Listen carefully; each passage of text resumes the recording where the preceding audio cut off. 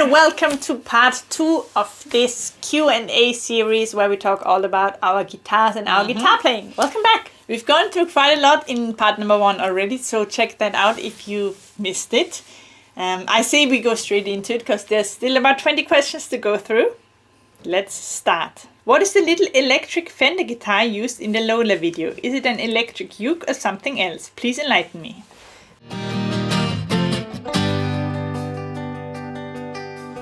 Met her in a club down in Old. If you put this in the ground for 2 months, out comes a full-grown Stratocaster. So this is an electric mandolin made by Fender, a very niche product, but it's like a collector's thing, I guess, because I don't know many people that actually play this, but we've also been sent this by Steve many years ago. They call this Mendocaster, like a Stratocaster from Fender, but it's a mandolin, so but it only has 4 strings. I think so in the Lola video, you tuned it more maybe like a ukulele or like I don't think I had the mandolin tuning. The mandolin tuning. You put the mandolin tuning recently, didn't you? And I just played it for like the little licks and stuff, just because it sounds and looks really fun for a video, right? I think we should use it again sometime. We've only ever used it for Lola. It's cool. It's just a very obscure little thing to have in our collection. It doesn't get much play, to be honest, but we're glad it found its way into the video. For a new duo session or new song, how long does it typically take for you to get up to speed on the guitar work until you feel comfortable playing it right through? That totally depends on the song. Yeah. Usually I would say with duo session stuff, we don't have to do much practicing specifically. But I do feel even when we pick any new song, the first couple days we play it, it's like, is this ever going to sound any good? Okay. And then we just keep playing it for about a week is good. Yeah. And then it actually starts to sound good. That is true. I'm always surprised how crap stuff sounds when we first have a go at it. Right. But it's not always due to like the guitar being tricky and us not knowing how to play it yet. I think often it's just, it takes a while for us to figure out how to like add dynamic to it. Yeah, just those tiny things that make something from just, alright, it's 2 girls playing the guitar and singing over it, to it actually being good. And that takes a few days with breaks in between. You can't sort of rush that process, I don't think. To some extent you're right. Can. But it's just so good to give yourself a few days of practicing, taking a break, and it automatically gets better. But I also want to say there is a new duo session coming up that I'm practicing right now that took me a long time to play fluently, and that's a tricky guitar part. We don't always pick duo sessions with a tricky guitar part. But for that song specifically, it took me weeks or maybe even months because I kept practicing it and then not practicing it. But it took me quite a long time for it to become like second nature to play. But if we had to give out a number for most of the songs, I'd say about a week. Yeah, for it to start to feel natural, where we don't have to pay attention to remembering the chords or getting the changes right. I guess this is in a similar vein. He also asks, are there any guitar songs you find would be extremely challenging and have not yet tackled, but plan to at some point? Well, I don't know for how many months I've been wanting to do that one John Martin song. Years maybe even, but I've not really... I've also not really worked on that. May You Never, that's the song, right? The song. That was on our short list of songs for the new duo session CD, but it's quite intricate on the guitar and it would take you a bit of time to actually nail that, right? I've not really given it the attention it should, so I've not really practiced that, so I don't think it's going to make it on the next duo session. But CD. Maybe coming up. But there are songs that we can't get, like, just whip out like that. That's a good example. John asks, what is your favorite song to play? What song is the hardest? And which song would you like to play but are having difficulty mastering? I guess we've just answered the last question. But what's your favorite to play? Of all songs to play? On guitar, maybe. There is a few songs that I've learned, or that we've both learned when we were really young, that I still really, really enjoy playing, like Blackbird, for example, or Here Comes the Sun, like finger-picking stuff. That's just so ingrained in me that when I pick up an acoustic guitar, that's usually what comes out. I think ever since we started playing, this is less of a guitar thing, just a performance thing. Ever since we started doing Edelweiss, I like doing that with you because it's just so nice, short and sweet. And I love the harmonies for it. So this will probably stay with us forever. It comes out in the car as well. Feeling patriotic. Richard says, I know you have a lot of guitars. Thank you, Steve. But have you ever finished a song and had that thought that it didn't come out sounding the way you liked and went back with a different guitar in search of that sound that you feel is missing? As a non-musician, it seems like it might be hard to figure all that out without some trial and error. I think it was more of a thing early on. Yeah. I don't think we've done that for Why, for example, for the album Why. I don't think we've ever run across that issue. No. Into that issue. When we're together, yes, I do remember us re-recording quite a few bits with different guitars. But that was ages ago, and that was when we were still figuring out how to play and also figuring out our own sound and tone, right? Yeah. And I remember the frustration of like, why does this not sound the way we have it in mind? Re-recording stuff over and over again and to get closer and closer to the thing we had in our minds. I think part of it was not having the right instruments early on. Part of it was also not knowing how to get the right sound out of the instrument. Yeah. I think now we're also a bit more clued up as to even simple things on acoustic guitar, whether or not to use a hard pick or a really soft one, that makes a difference. And now we would choose the right thing accordingly, right? If you want a bit more of a sloppy, trebly sound, we'd use a really thin pick. Stuff like that. And also just not being that good. So it took us a while to get it right and make it come out the way we envisioned it. Another thing that I thought about the other day was, I think these days we have an easier time getting the right sound out of any instrument, whereas maybe back in the day we used to rely more on the sounds that the instruments gave. Like I feel like it's easier for me now to get like a certain tone out of a variety of guitars, which was harder to do back in the day. But now I know sort of what pickups to use or like how to play it or where to play it on the fret. So the way you play shapes the tone of an instrument massively, which also only comes if you practice a bit and like you get more comfortable and more experienced on your instrument. I hope that answers it. Howard also asks, once you've mastered a song on the guitar, original or cover, is it like riding a bicycle? In other words, can you play it again without much practice after not playing that piece for a while? I say it depends, but usually once we've played a song for a while, if you then pick it up again months later, it comes back really quickly because it's part of that muscle memory. You don't even really have to think about it. It just comes back if you just let your hands do what they want to do.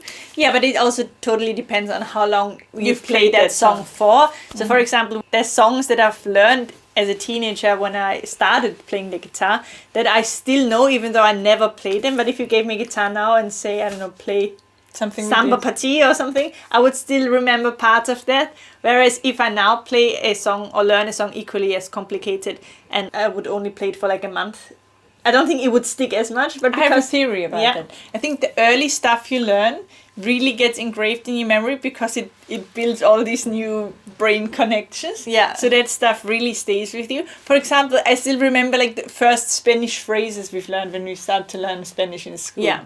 Like, ¿cómo estás? I will forever remember just that phrase because it's the first thing I learned in Spanish.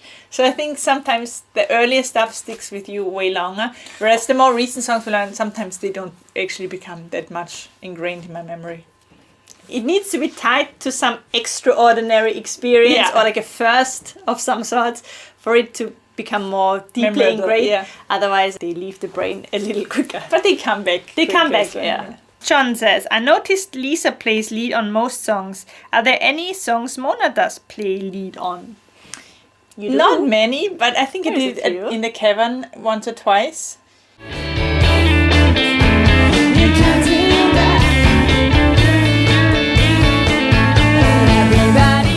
Yeah, I remember you can John Sebastian song on like What a Day for a Daydream. You play the solo on the music, on a music video.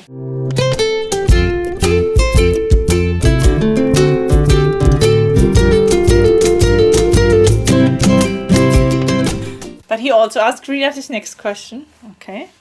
Is there a reason why Lisa seems to play the most lead? Is that what you mean? Yes, because that answer is very easy, because Lisa is the much better lead guitarist, so that's why you don't really see me play lead as much. I'm not very confident in especially improvising solos and things like that. I can but if you practice like a solo, you can get it. Yeah, and I have done that for fun in the past, and sometimes also because logistically it would work that way.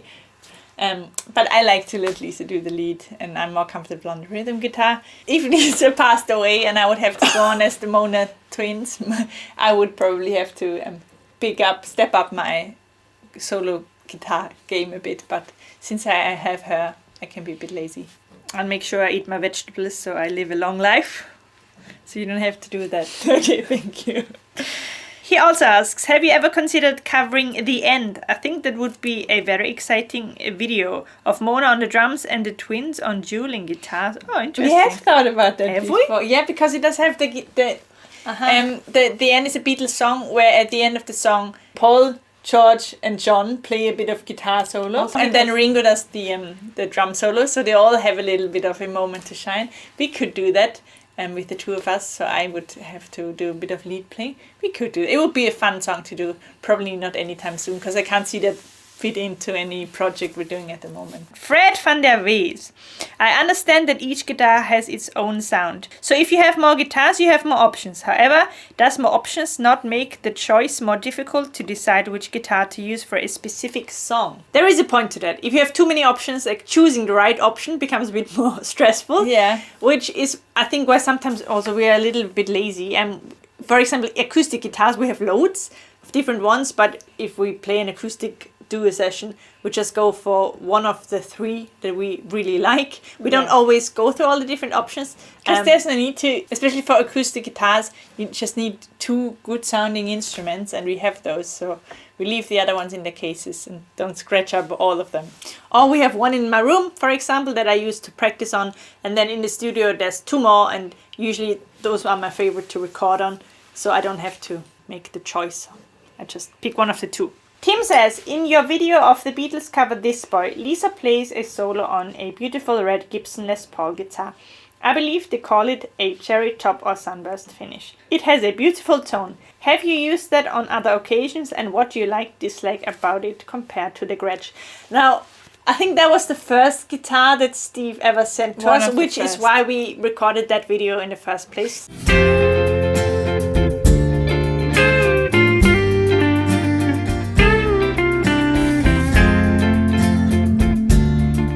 We should mention it. We haven't mentioned it in part 2 yet, but if you watch part 1, you'll know. Steve was a supporter of our music quite early on in our journey. He sent us most of the guitars we own. He was a big collector, sent us many of them. Just want to mention that again in this part of the Q&A. He has unfortunately passed away a few years ago, or quite a lot years ago at this point. But yeah, he was crazy, and he's the reason we have such a big collection. And yeah, he sent us that guitar. We were so thankful. We knew This Boy was one of his favorite songs, so we decided to record that video for him. And I played a little solo on that Les Paul. That's not in the original. It is not in the original, no. But we thought it's a fitting way to showcase what he sent. But that's a good example. I have that guitar. It is beautiful. It sounds gorgeous. I was gonna say, but I don't play it because I've got other guitars that I also really enjoy. That there's no reason for me to bring it out a lot of the time, especially for the kind of tone I usually go for. So I don't think it's been played on any recordings since, which is a shame. Now that you reminded me, maybe we should get it out. Just we need to record star appearance. We need to record more songs so we can rotate our guitars. That's one reason. Fred asks, do you have a guitar which you never used in a song? Why did you never use it? We do, yes. There are plenty that aren't in this room that are just sort of in storage. We got them sent from Steve. Some of them are quite valuable and some are just very sentimental. So there's a few that we don't touch that are just there. We've shared, I think, pictures of a custom Martin, John Lennon and John Sebastian model. We have two very valuable collector's guitars that we would never play. They're in the vault somewhere, and they will never be played on a record because they just seem too valuable. They're almost like investments in a way, although we wouldn't sell them, so they're just there. Maybe once we have a bigger house, we can actually display them, make them look nice. But if we put them somewhere here, we just risk damaging them, and so they're just stored away and having a nice snooze in their little guitar case. Is the beautiful Höfner bass used in all the early live stage videos the same guitar that was used in the Cavern days and currently in all studio recordings? Is there more than one, and was it required that all MLT bass players use it? So let's get it out first. So this is by far, I think, the most played instrument in all our videos and live shows. This is the one bass that Dad plays the most, is his red Höfner bass. So this is only one of 14. It's a 501 63 reissue, so this is built after the 1963 model of the Höfner bass. The Beatles played it as well, and as I said, there's 14 of them. In that color. Yeah, and we actually own 2 of them. So we used to own just one, and we bought it during their trip to Germany many years ago. And then years later, we came across a second one of those 14 on eBay. So we thought, we use this so much, and this is such a staple of our sound and our look on stage as well. So every single bassist that has played with us since has used this one to play. So we thought it's good to have a backup. So many years ago we bought the second one we came across. And they are so pretty and they sound amazing. They just have that nice woody pop that not all Höfner basses have, but the ones that have like the neck floating right here, not all of them have that, but the good ones in our opinion do.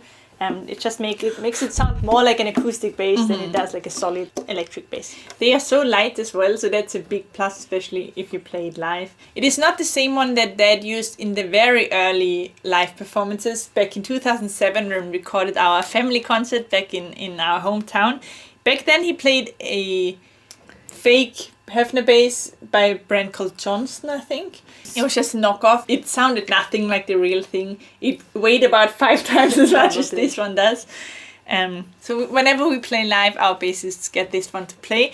It's a bit unusual if you're used to regular sized basses, because it does have a shorter neck than most basses, which takes a bit of getting used to. It's also so light and the sound is quite different. And we use flat wound strings on it. So all that makes it quite unique and different to what most people are used to, but we think it's worth it. We still use it in recordings a lot, although we also have the Rickenbacker bass, this one, that Dad has used on quite a lot of things on Y, but still this got plenty of action. I think those 2 basses are pretty evenly used within all our recordings. Chang wants to know, what's one piece of advice you'd give an aspiring guitarist or musician in general? Oh, I might have to think about that for a bit.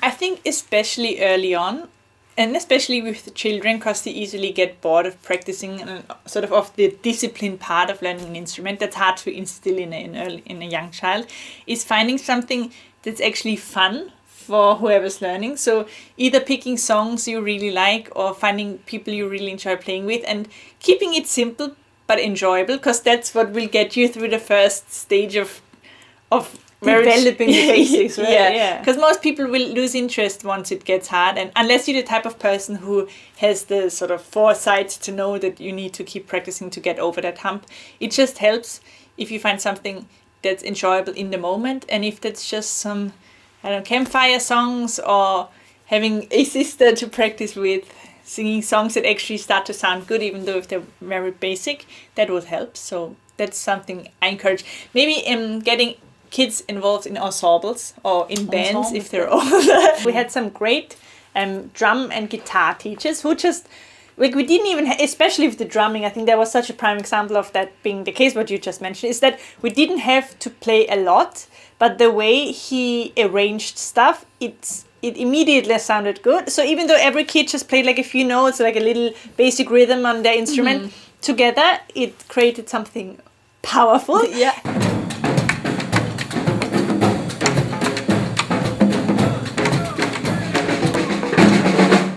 I guess Chung specifically asked for advice for aspiring musicians, though. So we kind of gave advice for people, for kids or people that want to do it more as a hobby. But what about people that want to take it more seriously? So while I on one hand think it's good to like keep the pressure off and keep it fun, especially in the beginning, I think it's also equally, if not more important, to have like goals that you can work towards. So maybe sign up for an open mic or decide on like a few songs you want to record, just something that you have to hold yourself accountable for. So if you've got a gig in a diary or you promised your friends you're going to play them a song or something in a couple of weeks time, I think that's just a great way of staying motivated and then having something to work towards. I have another one, and that is film yourself if you can. I think in our case we had the luxury of having our dad being able to be sort of the more neutral third party and giving us guidance when we were young. But if you're older, it would help probably to just film yourself so you can see how it comes across, because I think it's quite different sometimes to get perspective on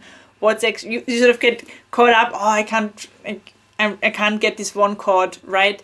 But if you take a step back and maybe simplify this on camera, you see that it's way more important maybe how you actually come across and that you're relaxed. Stuff like that, it just gives you a good third outside perspective. So I think that's a good one. Get a camera out. Neil asks, when you replace your strings, do you adjust the truss rod on the neck of the guitar at the same time? And there's also quite a few other adjustments that can be made, like changing the height of the strings over the frets, etc. He doesn't know anything about guitars, but I think he looked into it and he's quite curious what we do when we change the strings. Self-proclaimed doesn't know anything about guitars. Yeah, he said that. I didn't say that. He says, I don't know. Yeah, okay. I don't know anything about guitars, but seems they can all make a difference to the final note. Gotcha. So the truss rod, just to explain for people that don't know, I use this guitar because I noticed it's missing the cover here. Hang on, so it's really focus. And then let's move it close. So the truss rod is a metal piece that goes through the neck, like inside of here, and it allows you to adjust the bend of the neck. So you adjust it by inserting a little, what do you insert? What do you call it? The L thing. That thing in here, and then you either tighten or loosen it. And it helps if it's called the action. If the action is too high or too low, action meaning how far away the strings are from the fretboard. If it's too high, it becomes uncomfortable to play because there's too much space between the strings and the fretboard. But if it's too low, it just makes a bunch of noises and it's not clean. Yeah, so if there's too much space, you tighten the truss rod to bend the neck backwards a bit, which brings the string slightly closer to the neck. All of this is like within a few millimeters, so it's not like the whole neck bends around, but most guitars these days have that, unless it's a very cheap one, have that to adjust. And we don't do that every time we change the string. So the only time we touch anything like that or adjust the frets or anything like that is if something's not working properly. Mm-hmm. But if it's good, then we just leave it as is. Dave says you both play a wide variety of types, makes and models of guitar. How hard do you find it to switch from one to another quickly? I find it difficult and only have 3. I agree very much. If I am in a mode where I play a lot, so for example, when we play disagree. Yeah. Well, I remember during live shows. So I was so used to playing my Gretsch Duochet for live shows that whenever I couldn't, for whatever reason, because I don't know, I borrowed a friend's guitar, didn't have mine, we played like a impromptu thing, and I played on someone else's guitar. I felt so lost because I was so used to that one guitar, which I don't have that at the moment. Like I've switched so much between different guitars in the studio and the practice room. It's a completely different mode of being a musician. I think if you're recording and writing and working on individual projects, than if you're performing. So when we were still touring or when we were still playing in the Cavern every week, it was way more of a habit and being efficient at one guitar and becoming one with it, rather than if you're writing or recording, you can take your time, you can try different instruments. So it's you're way more fluid with what you want to play with then, I think. Mm-hmm. Whereas if you're playing live, you just want to have one thing that you're completely dialed in with. When playing live, did you ever injure one of your hands while playing? Also, are you fastidious, I don't know what that word means, about nail length, or does it just work itself out through playing? Fastidious, can you Google it? What does fastidious mean? Very attentive to and concerned about accuracy and detail. Okay, so first of all, have you ever gotten injured? I know I have. I don't think I ever have in a actual serious way where it would bother me while playing. I can think of one instance specifically, which only happened like a couple of hours before going on stage at the Cavern Club. I was cutting carrots and I still have a little scar from it on my pinky. I sliced off like the tip of my pinky and obviously hurt a bunch, and there's no way I could have pressed down on a string with that. So I was missing a finger for quite a few shows. Missing a finger. A similar thing happened to our drummer Philip in Austria, I remember. That was between soundcheck and the performance. He went back home and he also cut himself, I think, by cutting a bread roll or something, and then there was blood all over the snare drum because I remember that he told us that. Yeah. I don't think it has to be a very deep cut, but if you're playing the drums or guitar playing a little injury can already make a big difference. Especially with strings being so small, like even a little nick, like you don't want to press down on a string. I'm sure some of you will be able to relate to this occasionally, especially if you don't play a lot. So, or if you haven't played a lot and then suddenly you go in really hard and there's a lot of intensive practicing. Sometimes you get these strange, inexplainable sort of nerve pains in the tip of your fingers. It feels like the bone is splintering off, which it isn't, but that's I feel like that's what it always feels like. And I've had that a few times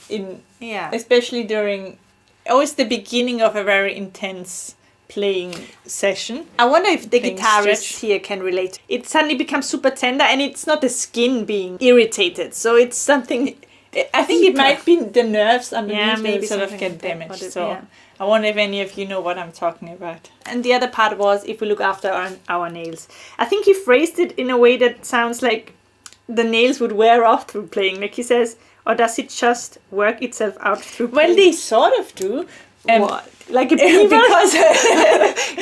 But because I go quite heavy when I play rhythm guitar, I tend to have my right nail slightly longer than the left one. So the left ones need to be super short and the right ones can be a bit longer. Not because I use them for picking, I don't really, but I just like having them a little longer. It looks prettier, so I can get away with that on the right hand. But if I strum a lot, I always had the same side of these two fingers where they sort of wear off and then they would become really thin and the nail polish wears off. But yeah, it's not like you just wear them down. Like it's not like you're a beaver teeth rodent or a horse and the hooves naturally stay short the more you play. So yeah, we do file them and we do cut them quite a lot, especially on the left hand. I actually do like my right fingernails to be long for picking. So I do a lot of like nylon string picking, and for that I want them to be long. I think that's it. That was a good second part. I hope you enjoyed that. If you have got any more questions for upcoming Q&As, make sure you check out the Q&A form on our website. Leave some good cues there, please. Yes, the next one will be one that's called Ask the Mona Lisa Twins, which is an open-ended one. So the next Q&A will be one about whatever you can think of. And then the one after that we'll pick a topic for that again. We'll have to think about that now and then decide on the next topic so you can start submitting. But you know the drill. Yeah, you know the drill around here. You've seen these things before. So we'll see you next week with hopefully a new video or post. We have not decided yet, but we'll see you then. Take care. Stay groovy. Have a lovely Friday. Stay groovy. Bye.